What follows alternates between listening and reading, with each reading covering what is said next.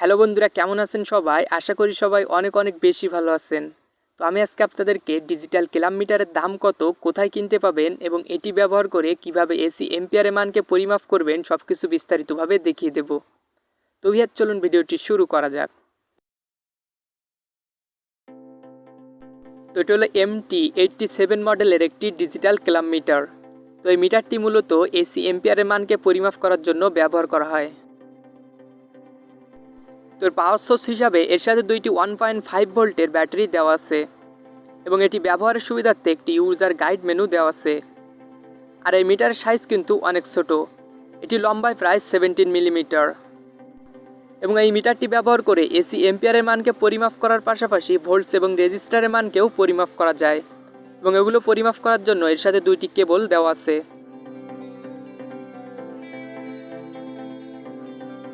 তো এই মিটারটির power source হিসাবে 1.5 ভোল্টের দুইটি ব্যাটারি সংযুক্ত করতে হয়।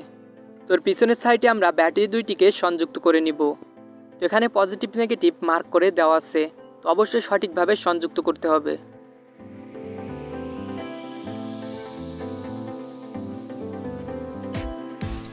এরপর আমরা মিটারটিকে অন করলাম। তো দেখতে পাচ্ছেন আমাদের মিটারটি অন হচ্ছে না, কারণ এর ব্যাটারিগুলো ভালোভাবে সংযুক্ত করা হয়নি।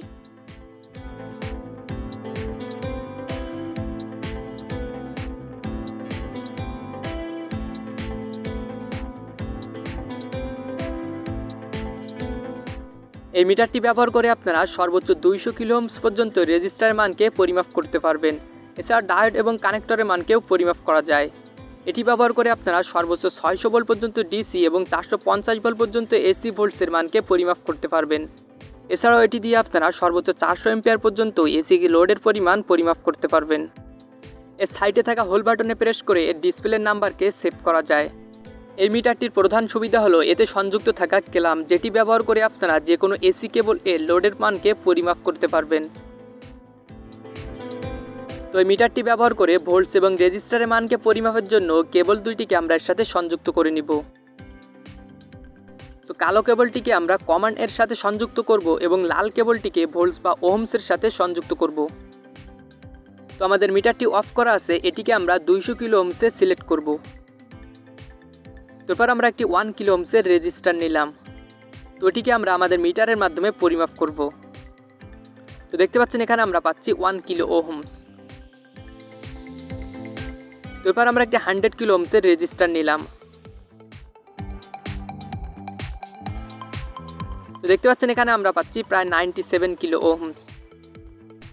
তবে এই মিটারটিতে অটো 200 কিলো ওহম সিলেক্ট করা থাকায় এটি দ্বারা 1 কিলো ওহমসের কম রেজিস্টারের মানকে সঠিকভাবে পরিমাপ করা যায় না। তো আমরা যদি এই রেজিস্টারের মানটিকে পরিমাপ করতে যাই, তো দেখতে পাচ্ছেন এখানে সঠিক মান দেখাচ্ছে না। তো এর পরের অপশানটিতে সিলেক্ট করে ডায়োড এবং কানেক্টরের মানকে পরিমাপ করা যায়। তো এখানে সিলেক্ট করে আপনারা একটি কেবল ডিসকানেক্ট আছে কিনা সেটি খুব সহজেই দেখতে পারবেন। তো এর পরের অপশানটিতে সিলেক্ট করে ডিসি ভোল্টসের মানকে পরিমাপ করতে হয়। তো এটি দ্বারা সর্বোচ্চ 600 ভোল্ট পর্যন্ত ডিসি ভোল্টস পরিমাপ করা যায়।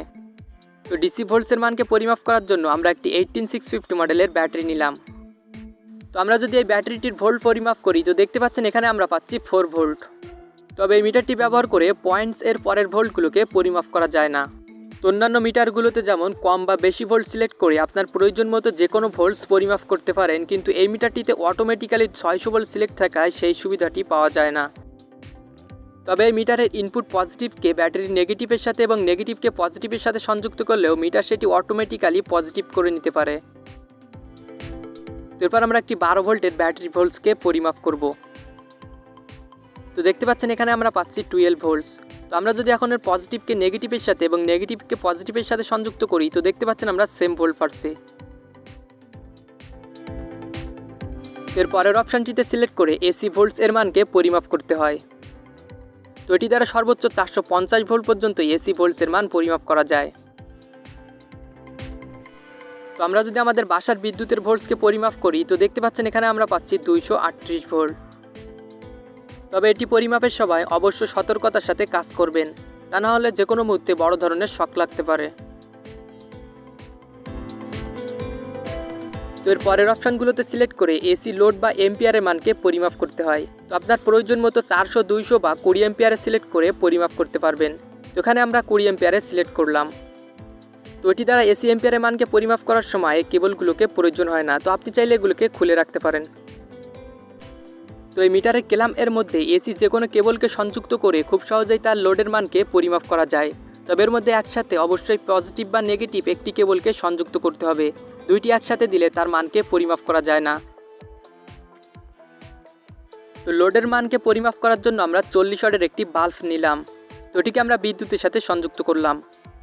তো এখন যদি আমরা পজিটিভ কেবলটিকে ক্ল্যাম্পের ভিতরে রাখি, তো দেখতে পাচ্ছেন এর লোডের মান দেখাচ্ছে 0.16 এম্পিয়ার। তো আপনি পজিটিভ বা নেগেটিভ যে কোনো কেবলকে ক্ল্যাম্পের মধ্যে রেখে এর লোডের মানকে পরিমাপ করতে পারবেন।